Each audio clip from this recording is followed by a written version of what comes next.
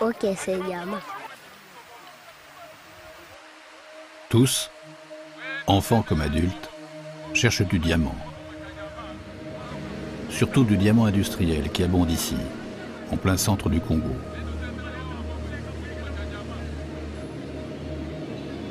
Ces rivières coulent sur les hauteurs de Mbujimai, une ville du Kasaï oriental. Ils viennent par milliers, par dizaines de milliers, arracher à la boue de petits morceaux de minerais. Hommes, femmes, de tous âges, de toutes conditions, et des enfants.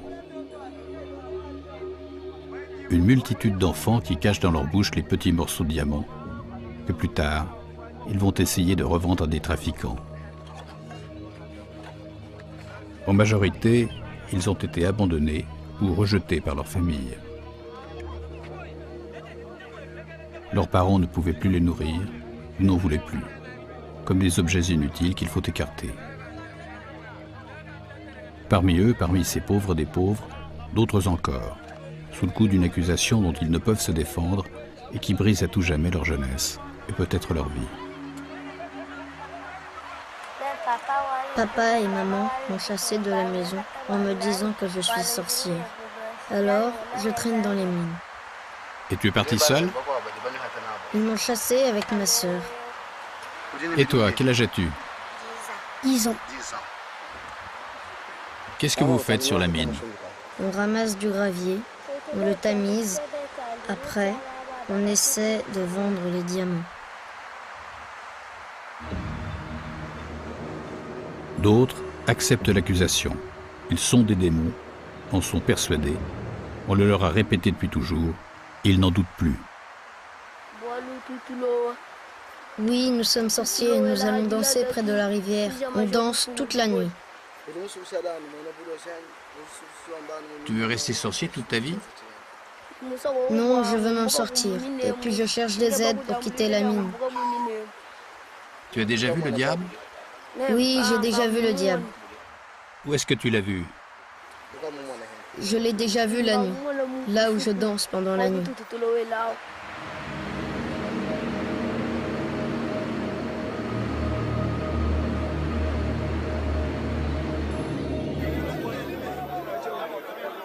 Les graviers les plus riches, c'est-à-dire le conglomérat de terre et de cailloux qui contient des diamants, se trouvent le plus souvent à des dizaines de mètres de la surface. Pour les trouver, il faut creuser, faire des trous et descendre, profonds, se transformer un peu en vers de terre. Les gabarits des adultes sont souvent trop larges. En revanche, les enfants et les adolescents plus légers, plus maigres, se glissent plus facilement au fond des galeries.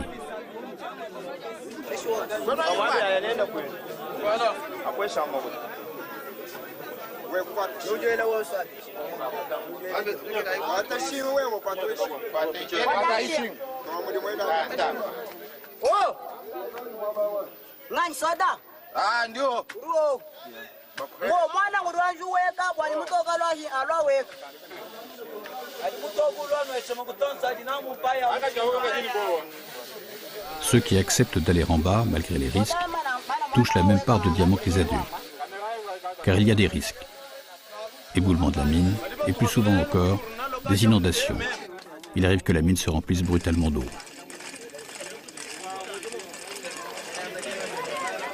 Chaque remontée met au jour une vingtaine de kilos de gravier, susceptibles de contenir des diamants.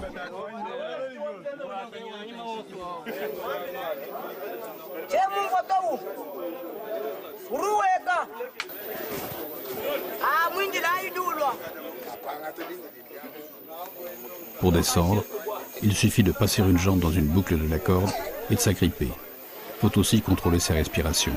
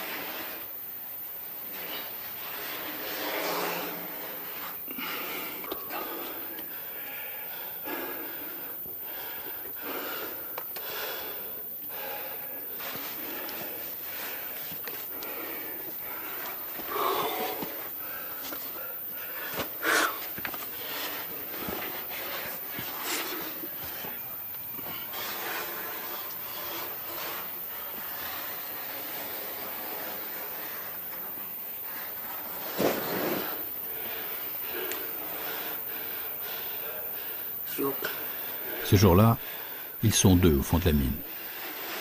Jembo, 13 ans, et lui, plus âgé.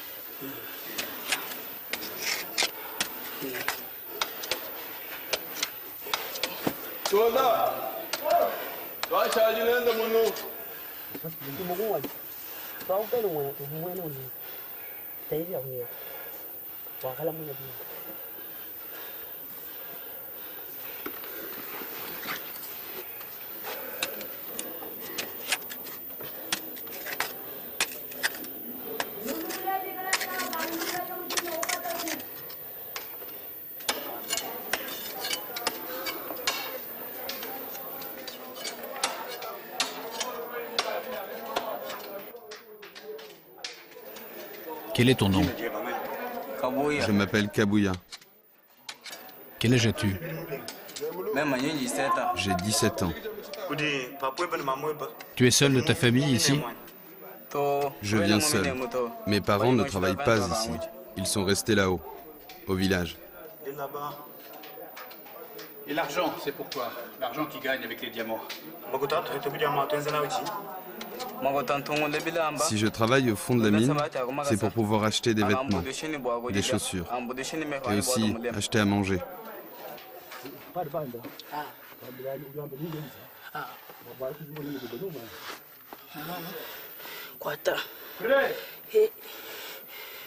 Bon, tirez.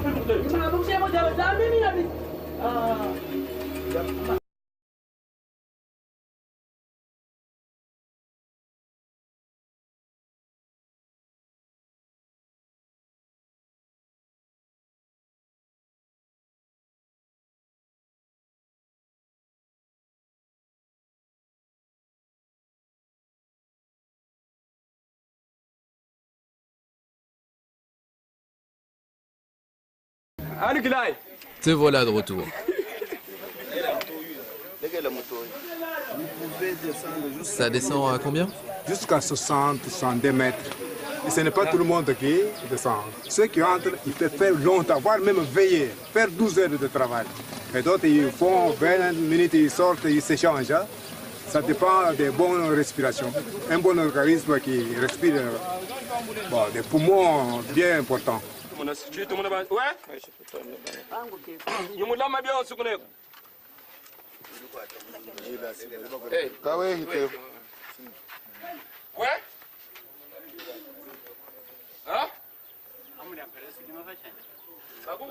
Il y a des enfants sorciers, les enfants abandonnés. Alors, ces enfants, pour manger, pour s'autosuffire, il faut aller graiser, il faut aller faire le diamant pour se prendre en charge. Les enfants déjà renvoyés de leur toit conjugal, alors c'est ça, vous voyez des enfants dans la mine. Tout à côté, le chef du village, où se trouve la mine.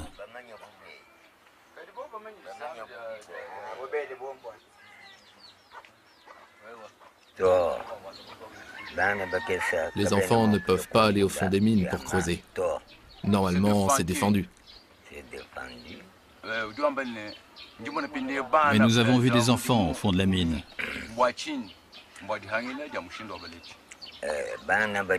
Les enfants creusent pour trouver du diamant quand les parents n'ont pas les moyens de les élever et de leur payer l'école.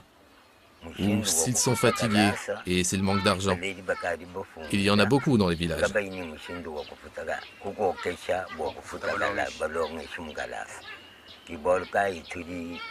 C'est pourquoi on voit ces enfants qui souffrent pour aller travailler la journée ou même après l'école.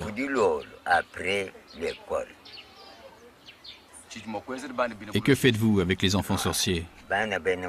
Si nous voyons qu'un enfant est sorcier, il y a des clairvoyants. On se rapproche des prophètes ou des magiciens pour que l'enfant soit réparé, pour que les enfants soient nettoyés, pour que la sorcellerie prenne fin auprès des enfants, pour que le diable s'en aille.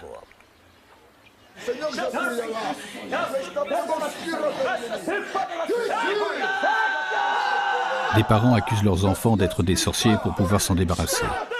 D'autres croient vraiment qu'ils sont possédés par le diable. Cela les amène dans des séances de désenvoûtement dès leur plus jeune âge.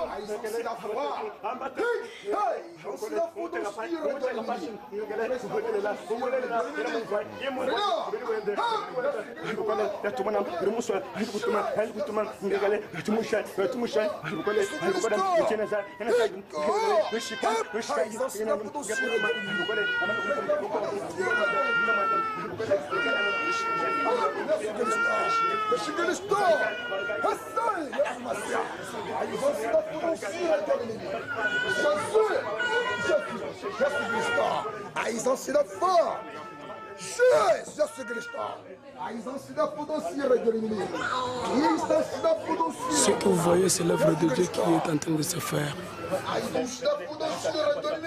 Si quelqu'un est possédé par un esprit malin, quelqu'un qui est malade, Dieu révèle ce que l'homme de Dieu peut faire à travers cet homme pour qu'il soit guéri.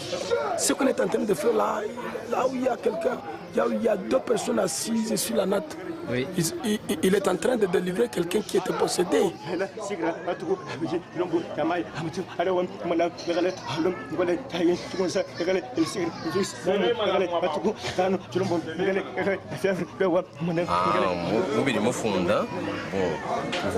J'écris ce qu'il faut pour délivrer un enfant qui a la tête malade. Dieu donne la solution pour le guérir. Du sel, des huiles et des oignons qu'il faut séparer et puis préparer. La sorcellerie est une puissance démoniaque que Dieu délivre. Mais ça dépend maintenant de la volonté de celui qui est possédé. S'il arrive au Seigneur, on prie pour lui. Le Seigneur montre ce qu'on doit faire pour lui afin qu'il soit délivré. Celui qui ne veut pas être délivré, abandonne la prière, n'a pas besoin de Dieu. Celui-là peut aller en cours de route, il peut aller au marché. Aller au marché. À Mbuji-Mayi, cela a un sens bien particulier, cela veut dire quitter le monde normal. Mbuji-Mayi est une ville tentaculaire de la République du Congo, au centre de la zone diamantifère. Plus de 3 millions d'habitants vivent dans ce qui ressemble toujours, vu de haut, à une forêt. Peu d'immeubles, peu de voitures, et partout la foule dense, vivante. À chaque coin de rue, des groupes de mototaxis. Les voitures ici sont rares. Et partout, des églises, innombrables, tonitruantes.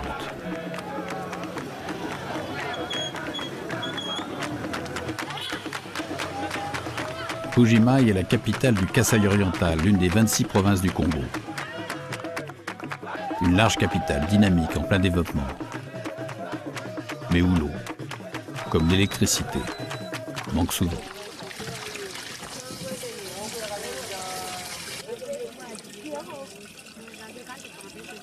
La ville montre sa misère. Quand vient le soir, les vieilles femmes sans ressources se regroupent pour demander l'aumône dans les jardins du gouverneur.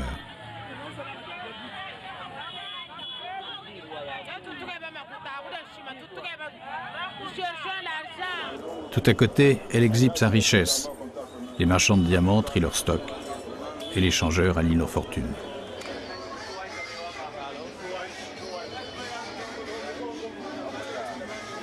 Mbuji-Mayi est née du diamant, elle n'existerait pas sans lui. La ville et ses alentours possèdent toujours parmi les plus importants gisements du monde de diamants industriels. Elle surprend par l'abondance de comptoirs de diamantaires, et aussi par le nombre d'enfants, en groupe ou solitaires, des foules d'enfants souvent abandonnés, et parmi eux, depuis le milieu des années 90, de plus en plus de petits sorciers. Faute à la multiplication des églises et des sectes, faute aussi aux guerres qui ont ravagé le pays entre 1996 et 2003, et à la pauvreté qu'elles ont engendrée. Le phénomène touche toute l'Afrique de l'Ouest et du Centre, mais plus encore le Congo et cette ville de Mbuji-Mayi. Ici, diamants et sorcellerie forment un tandem qui condamne des milliers d'enfants à vivre, et quelquefois, à mourir dans les mines.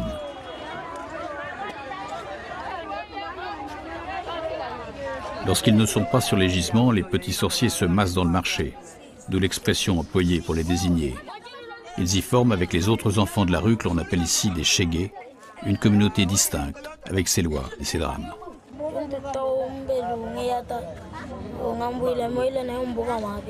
Mon père me frappait avec un coup de machette et me disait « Tu quittes la maison parce que tu es méchant ». Et là, il y a combien de temps qu'il vit tout seul comme ça dans la rue? J'ai 2 ans sur la rue. Quel âge a-t-il? J'ai 11 ans.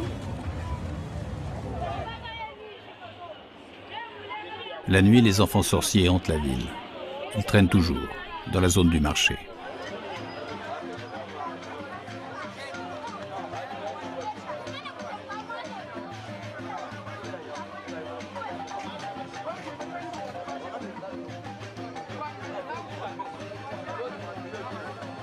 L'obscurité n'est souvent trouée que par les phares des motos. Cette nuit est agitée, quelquefois mystique, pleine des chants que les chorales répètent dans la nuit.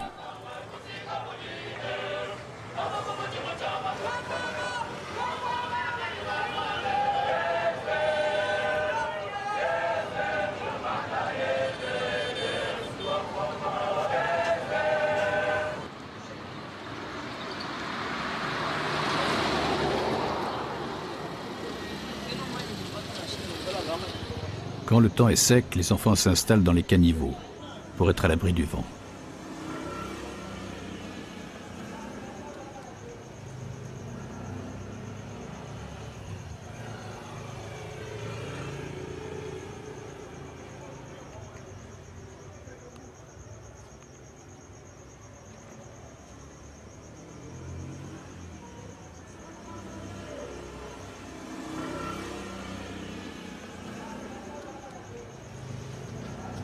Pourquoi tu es ici dehors? C'est maman qui est venue me laisser. Ta maman qui est venue te laisser ici? Pourquoi? Parce que papa est déjà mort. Maman a pris l'autre mari. Ce mari-là a dit à maman qu'il ne prendra pas les charges de l'autre enfant. Quand il va mieux au monde de mon enfant, tu vas pour les charges de mon enfant. Encore maman elle aime son mari-là parce qu'il a beaucoup d'argent. Mais maman a refusé moi. Maman t'a refusé toi? Tu étais seule chez toi ou bien il y avait aussi tes grands frères, tes petites soeurs? Tu étais seule? J'étais seulement seule. Tu étais seule, hein? Maintenant, quand maman a pris l'autre mari, elle a aussi d'autres ses enfants avec ses papas-là. Et moi aussi, j'ai dit que maman n'est mis pas au monde. Quand elle va mieux au monde, tous ses enfants, ça va mourir. Les enfants vont mourir. C'est toi qui veux assez que les enfants meurent parce que maman t'a laissé. Est-ce que tu es sorcier quand tu dis ça? Non, non. Tu n'es pas sorcier. Mais pourquoi tu veux que les enfants de maman meurent? C'est la sorcellerie, non? Ah. Tu étudiais? Seulement auparavant. Auparavant, hein? Maintenant, si maman veut venir te récupérer ici et dit, son mari là accepte que tu rentres à la maison, tu vas rentrer? Tu vas rentrer chez maman, hein?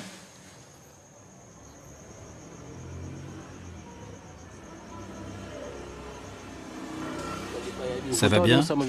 Oui. Il y a combien de temps que tu as cette plaie? Ça fait 2 ans que j'ai ça. Tu n'as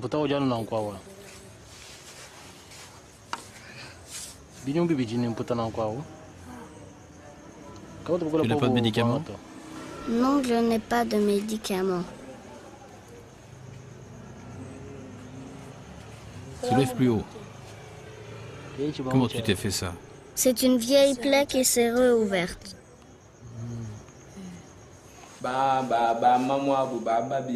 Les mamans, elles appellent les prophètes et les marabouts pour leur dire que leurs enfants sont des sorciers. Et les prophètes leur donnent de l'argent et les enfants sont abandonnés dans les marchés.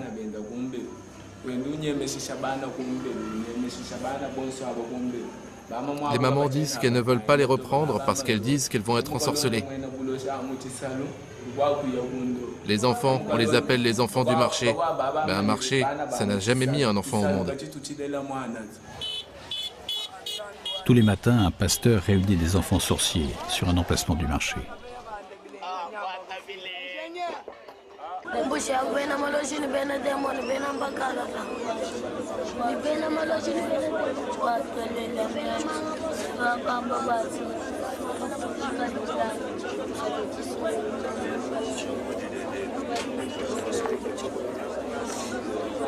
Merci Seigneur, j'abandonne tes enfants entre tes mains. D'eux-mêmes, ils ne pèsent rien. Elohim, la haï. Je leur abandonne en tes mains. Que tu puisses les pardonner. Pardonne leurs offenses. Pardonne leurs voies. Pardonne leurs péchés. Purifie-les, Seigneur. Aide-les à devenir tes enfants. La sorcellerie rend l'homme aveugle. À son palais, tout ce qui est. Dans la maison de l'Éternel, tout ce qui est. Je prends possession de cet endroit. Je neutralise l'esprit de la sorcellerie. Je le neutralise. Je le rends une sans effet dans la vie de tout un chacun. C'est là au nom de Jésus-Christ. Bunga Junior. Bukasa Kabamba. Nyangwila Toussaint. Ngele Kamuchi Pai. Chikala Chikala. Bijou Mwakana. Chibo Boïda. Kabedi Esther. Dit tout. Pembe Gassia, Kabedi du Coq. Pembe Gassia, dit tout.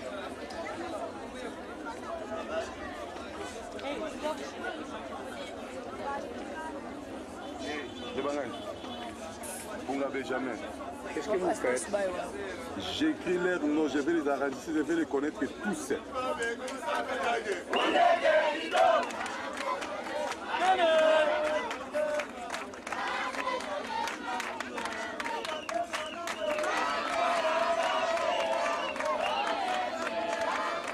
La sorcellerie, c'est une maladie pour moi. Moi, quand quelqu'un est sorcier, même si sa sorcellerie est de coma, je suis capable de saisir la sorcellerie là et de donner la délivrance au nom de Jésus. Parce que Christ nous a donné la capacité de faire ça. Et comment savez-vous que ce sont des sorciers? Vous dites? Comment savez-vous que ce sont des sorciers? Bon, la sorcellerie c'est un esprit. Et écoutez, je vais vous dire que l'homme est esprit. L'homme est esprit, l'âme dans un corps de chair. Comme l'homme est esprit, nous combattons l'esprit par esprit. Comme nous avons l'esprit de Dieu, nous voyons réellement l'esprit qui dérange l'homme que c'est la sorcellerie. Les enfants sorciers sont rejetés par la population de Bujimaï. Il y en a trop. Trop de mendiants, trop de larcins. Ils sont tellement nombreux et souvent ce sont des petits enfants. La plupart opèrent à partir de 8, 9, 10 ans et les grands ils se font pas vraiment sortir. Ce sont les grands qui envoient les petits pour faire les opérations comme ça. Il vous trouve en train d'acheter, il les met dans les sacs, il prend les sacs, il s'en va, fait que vous restez, vous courez. En tout cas, il est déjà parti comme ça.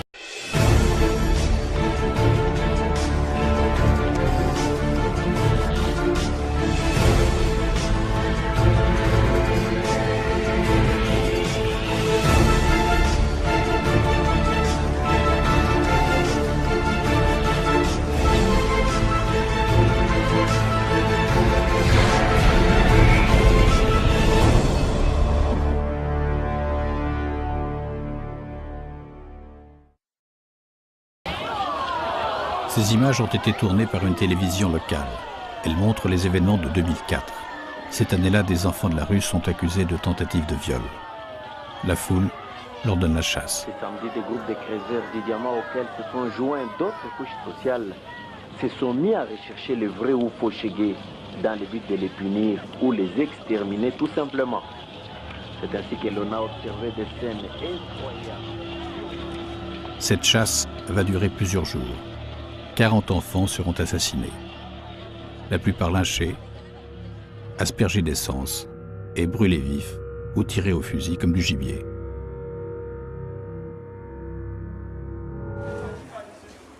Les rues sont redevenues calmes, mais la tension ressurgit depuis quelques mois. Les enfants sorciers, toujours plus nombreux, sont de moins en moins bien supportés. Quelques œuvres de bienfaisance leur ouvrent leurs portes et c'est le cas de cette ONG dirigée par un prêtre catholique. Il recueille les enfants et les met à l'abri. Nous les écoutons, nous entendons ce qu'ils disent. Donc c'est une expérience nouvelle que nous sommes en train de faire des recherches pour voir. Est-ce que réellement cette force-là existe? Ou bien cette force-là n'existe pas? D'où vient que ces gens disent que je m'investis d'une force et cette force me commande de faire du mal?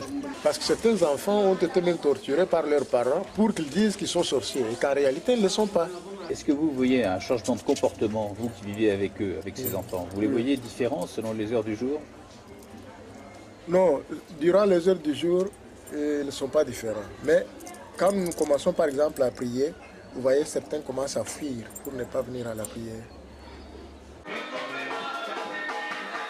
Quelques églises se sont spécialisées dans la dénonciation des enfants sorciers. Ces églises, dites du réveil, sont des dizaines et elles rivalisent pour attirer les fidèles.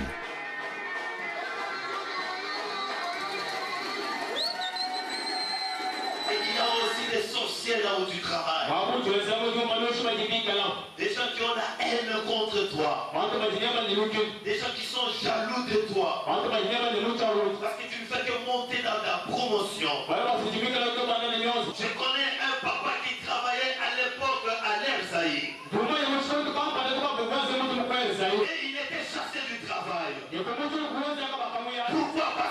Parce qu'il y avait une personne dans sa maison qui l'avait enchaîné. Il était lié quelque part.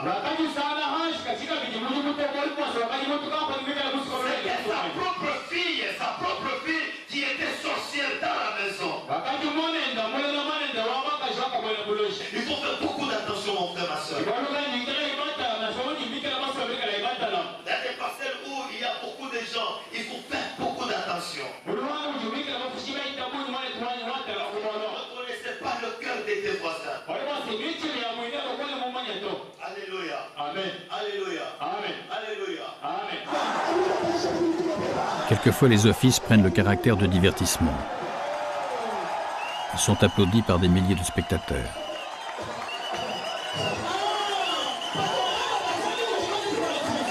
Les prédicateurs donnent de leur personne pour provoquer les dons. La plupart se sont autoproclamés pasteurs ou prophètes. Nous sommes sous l'onction de Dieu. Au nom de Jésus, il faut donner à Dieu. Si vous donnez, vous serez bénis au nom de Jésus. Alléluia. Alléluia.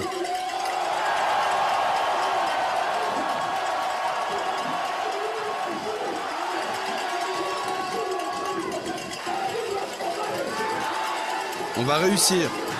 On va réussir. Dans tous les domaines. On va réussir.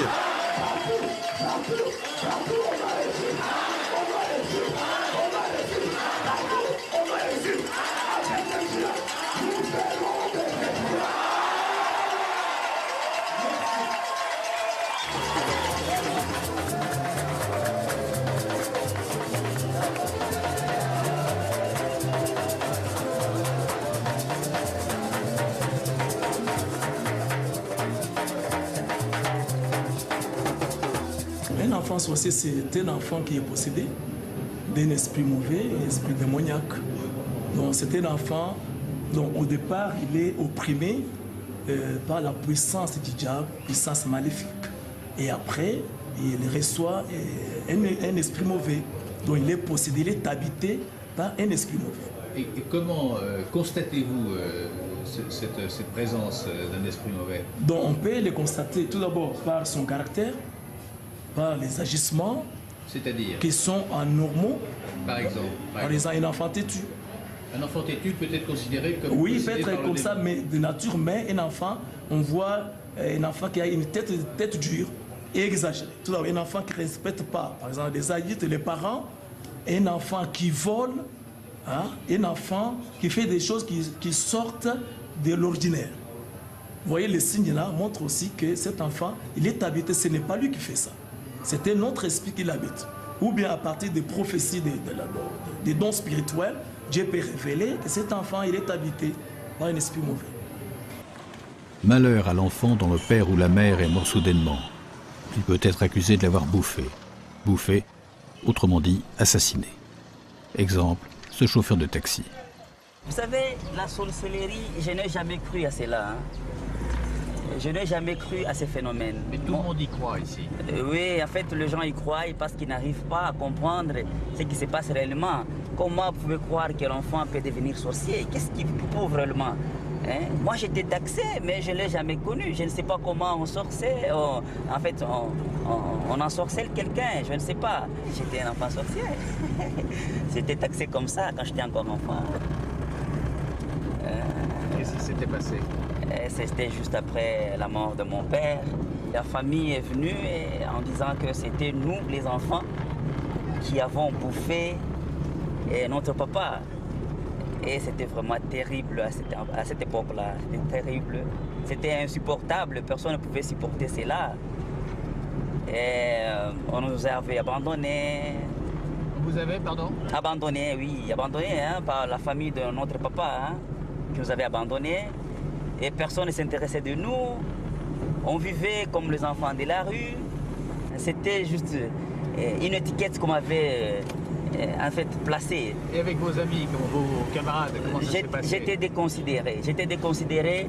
Je me rappelle, en fait, quand on était avec des amis, un jour, une amie qui vendait des cacahuètes, des cosecs de manioc, je touchais seulement à ces histoires. Il faut voir comment elle s'était enflammée. Il m'avait dit, mais toi, sorcier, tu as touché à mes histoires, personne ne va plus acheter. Et c'était terrible, jusqu'à ce que quelqu'un est venu, je ne le connais pas, il a pu payer l'argent qui revenait. Et à cette femme, à cette fille, c'était une amie, c'était terrible. Et vous avez été militaire. Quand vous êtes rentré à l'armée, on ne vous a pas demandé si vous aviez été enfant sorcier, vous n'avez pas mentionné ça? Non, on ne savait pas que j'étais sorcier, personne ne le savait. Finalement, c'est la guerre qui vous a sauvé. Bien sûr, c'était la guerre. C'est la guerre qui nous avait sauvés. Et là, à partir de ces moments, j'ai commencé une nouvelle vie. Il y a des lieux à Mbuji-Mayi qui intéressent particulièrement les enfants et adolescents qui luttent pour survivre. C'est le cas de la MIBA, ou minière de Bakonga. Cet ensemble minier employait autrefois des milliers de creuseurs sur une concession de 50 km².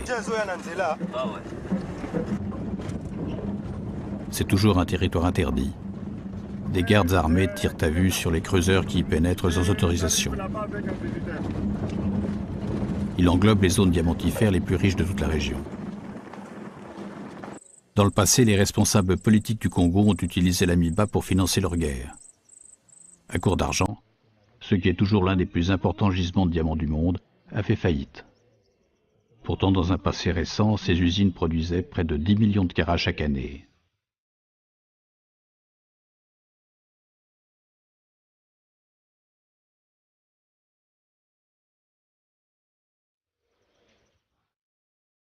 Les ouvriers qui restent, il y en a encore plusieurs milliers, perçoivent toujours une partie réduite de leur salaire et attendent son redémarrage complet.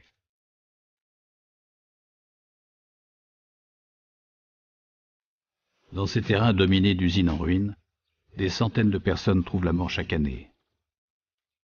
Par accident, au fond d'une mine abandonnée, ou plus souvent encore, abattus par les gardes. Et parmi eux, de nombreux enfants sorciers.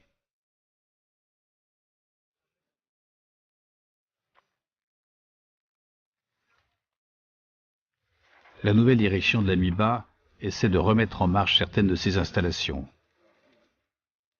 Elle développe aussi les dragues qui travaillent directement de la rivière qui traverse la zone.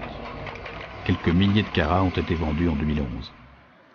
Mais le braconnage et les luttes sanglantes qu'il provoque perturbent toujours les débuts de l'exploitation. Il y a des bandits à main armée qui viennent chercher les diamants de force qui n'ont pas autorisé, ce qu'on appelle les suicidaires. C'est pourquoi on a mis des policiers miniers pour défendre contre les suicidaires. Et quelquefois, il y a des échanges de coups de feu, Parfois, chaque jour ici, vers 16h du matin, 16h ou bien 6h du matin, les suicidaires viennent changer de coups de feu avec nos policiers qui sont sur place. On rencontre quelquefois les enfants, mais il y a les enfants qui viennent pas pour faire les diamants, mais pour faire autre chose. qui sont en train, par exemple, de suivre les creuseurs pour leur vendre de l'eau. On a l'impression qu'il y a une sorte de tolérance quand même, non? Non, non, il n'y a pas de tolérance parce qu'ici on les attrape, on va avec on les attrape, on les achemine à la surveillance. Il a 15 ans. Et il a de la chance. On va le libérer. Peut-être en raison de notre présence.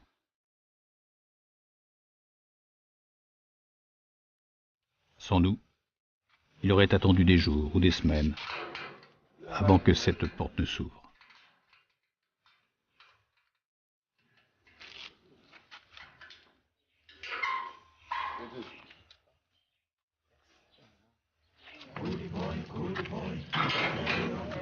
Les fraudeurs qui ont réussi à sortir de la concession sans se faire prendre tamisent où ils peuvent. Ici, dans un égout de Mbujimai. Et le risque est quelquefois récompensé. C'est lui qui tamise, mais c'est moi qui ai creusé. Et là-bas, ça vaut le coup.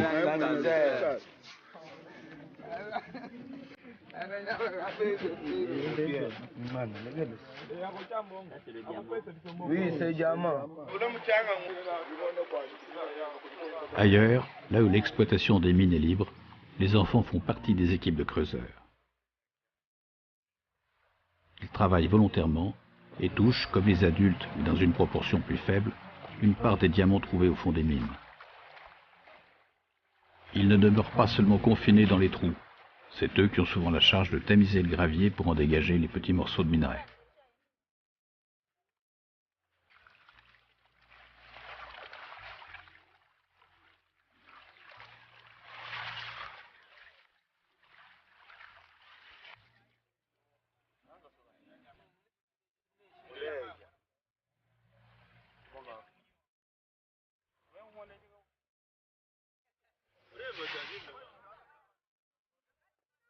Enfants abandonnés, sorciers ou enfants de creuseurs ayant encore une famille, tous sont traités de la même manière.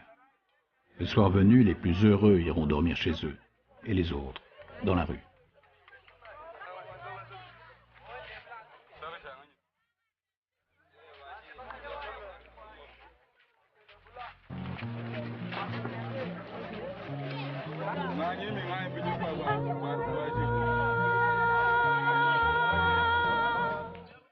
Les premiers trafiquants, c'est le nom que l'on donne ici aux acheteurs de diamants, attendent tout à côté des mines.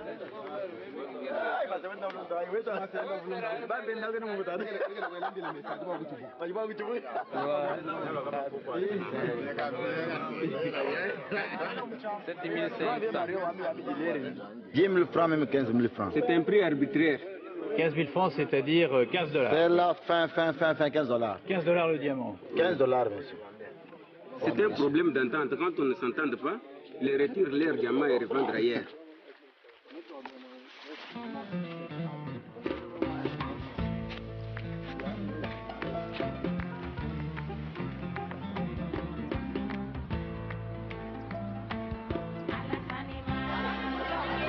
Certains enfants travaillent en solitaire. Ils tamisent tout ce qu'ils trouvent, partout. Et là encore, quelquefois avec succès. Ils tamisent dans ce marché à quelques centaines de mètres des premiers comptoirs d'achat.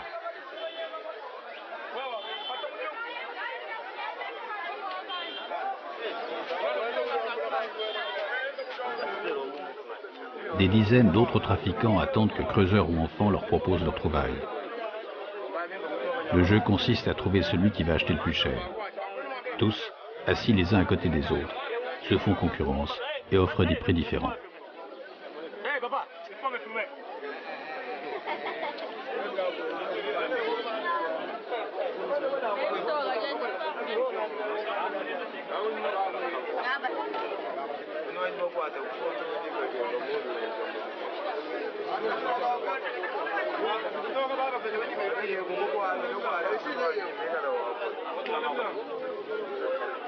Moi, tout ce que je veux, c'est trouver l'argent que ça vaut et qu'on me paye.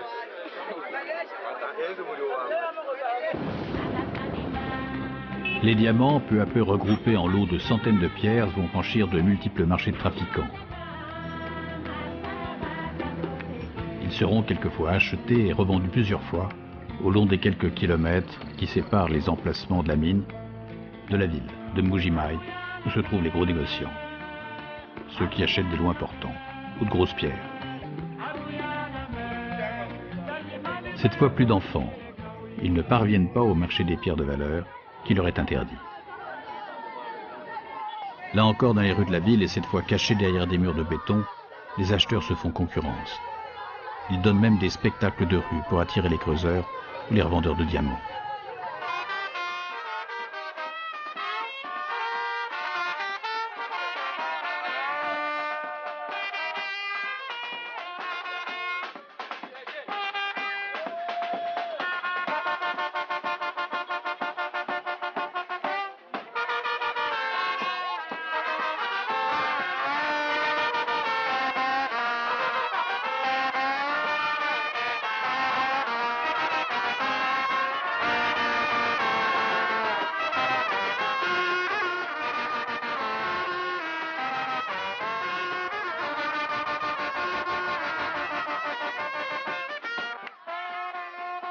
Le concert se termine par une distribution de billets de banque.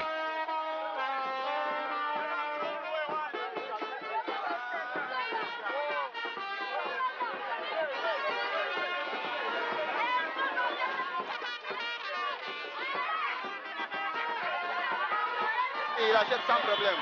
Lui-même champion, les super champions, les super acheteurs du Congo, l'espoir du Congo.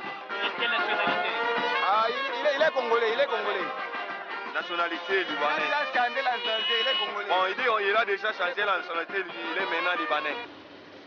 La plupart des marchands sont libanais, et tous ont un lien direct avec Anvers, en Belgique, où se trouve le principal marché de diamants du monde. 0,79. Combien? Quand un enfant trouve un diamant, qu'est-ce qu'il en fait? Il le donne à son père. Vous le savez, ils en trouvent même sur le sol. Alors, il le donne à son père, à sa famille. Son père va le prendre et venir le vendre.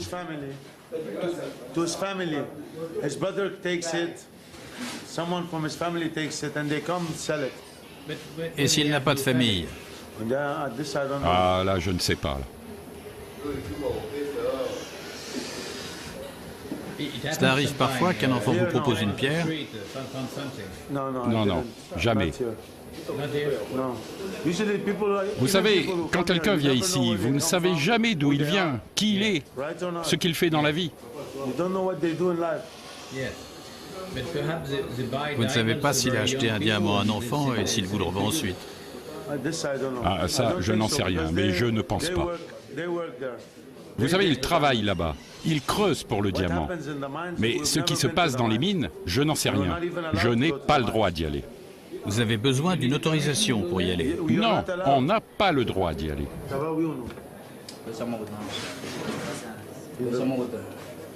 Une certification administrative, conforme à la réglementation internationale, permet une traçabilité des pierres à partir des comptoirs comme celui-là.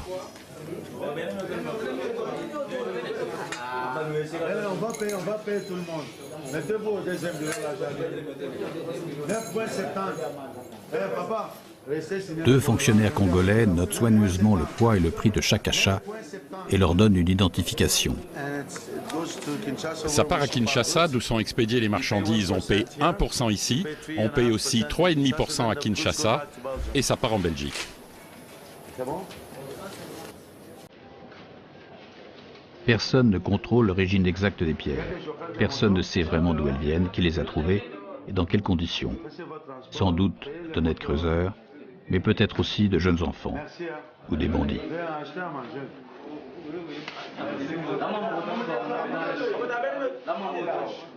Il a pris l'argent pour payer les montants.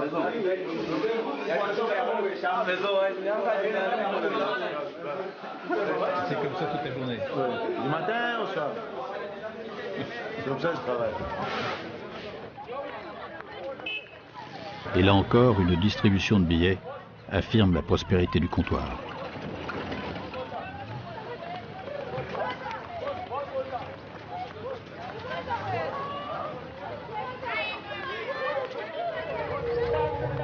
Diamants, argent et misère, réunis dans un même lieu, provoquent des violences. Elles sont fréquentes dans les rues de cette ville dont les habitants sont chauds. C'est volé. Qu'est-ce qu'il a fait? Mais oui. Il a volé? Volé. Il a volé quoi? Il a volé des trucs sur le marché.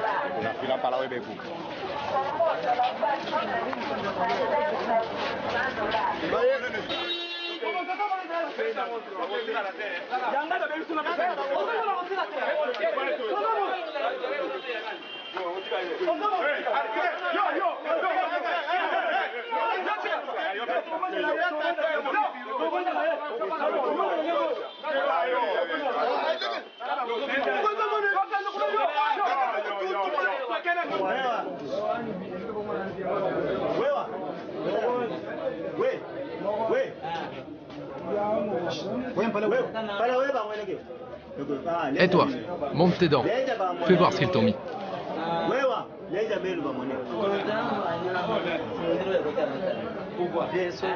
C'est trop serré, c'est trop serré. Enlevez-moi les menottes maintenant, on est chez vous. Les enfants sorciers sont incarcérés comme les autres.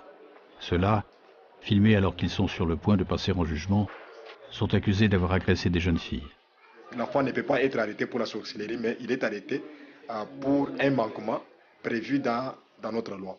La sorcellerie, c'est la base même de l'abandon de l'enfant par les parents. Dans les actes de détention, on ne peut même pas mentionner cela. On ne peut même pas mentionner parce que c'est lui qui a imputé son enfant de la sorcellerie. Il ne s'est pas plaint. Nous prenons l'enfant en cours de route, arrêté par les juges de paix. Et quand il nous amène cet enfant, nous voyons les manquements mentionnés sur les documents. Et on se contente de cela. Il n'y a pas un papier où on peut mentionner la sorcellerie, parce que ce n'est pas une infraction. Le nombre d'enfants abandonnés et parmi eux d'enfants sorciers est donc en augmentation régulière depuis 20 ans. Le phénomène n'étonne plus personne, mais commence à préoccuper certains responsables congolais. À l'université de Mbuji-Mayi, on l'observe. Et comme Charles Chibanza, un sociologue, on s'en inquiète. C'est une bombe à retardement. Parce que si ces jeunes-là qui poussent, à un certain moment, il y en aura plusieurs milliers sur la rue, que si jamais ils arrivaient à déclencher un mouvement, c'est un mouvement qui peut nous apporter beaucoup de déboires. Et si on ne les contrôle pas, nous arriverons un jour à une déflagration telle que récupérer le mouvement nous amènera pratiquement à beaucoup de casse. Beaucoup de casse.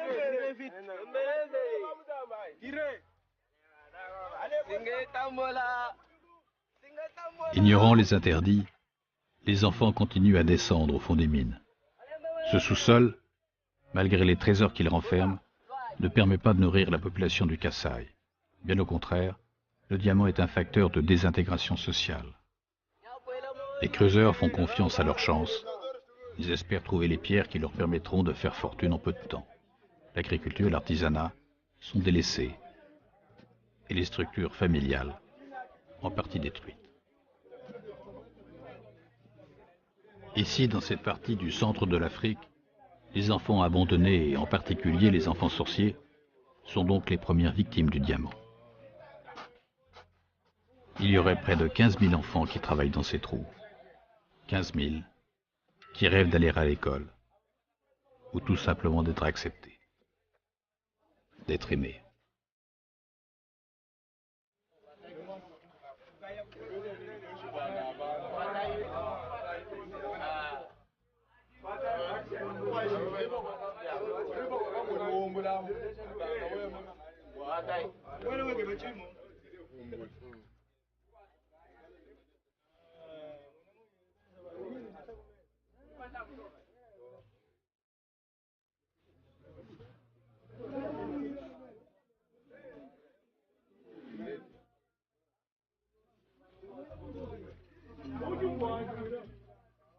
Oh,